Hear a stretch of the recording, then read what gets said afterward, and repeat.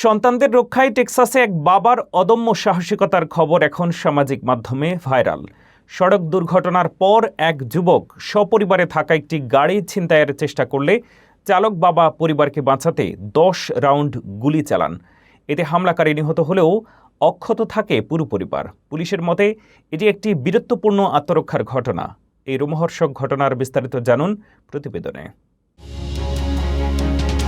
সন্তানদের জীবন বাঁচাতে একজন বাবা কতটা ভয়ঙ্কর হতে পারেন তারই এক বাস্তব প্রমাণ মিলল টেক্সাসে। চোখের সামনে পরিবারকে বিপন্ন দেখে ছিনতাইকারীকে বুক চিরে 10 রাউন্ড গুলি চালালেন এক বাবা। ঘটনাটি ঘটেছে টেক্সাসের গার্ল্যান্ড এলাকায়।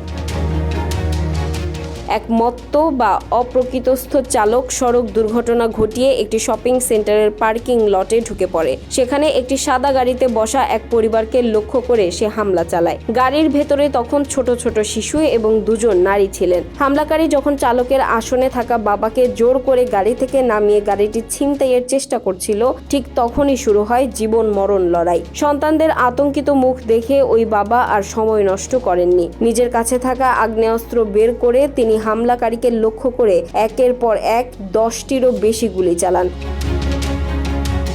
গুলিবর্ষণ শুরু হতেই শিশুরা গাড়ি থেকে বেরিয়ে নিরাপদ আশ্রয়ে ছুটে যায়। পরে হাসপাতালে হামলাকারীর মৃত্যু হয়। প্রত্যক্ষদর্শীরা জানিয়েছেন হামলাকারী স্বাভাবিক অবস্থায় ছিল না, তবে ওই বাবার সাহসিকতার প্রশংসা করেছেন এলাকার বাসিন্দারা। পুলিশ জানিয়েছে পুরো ঘটনাটি আত্মরক্ষার আওতায় পড়ে, তাই ওই বাবার বিরুদ্ধে কোনো মামলা হচ্ছে না।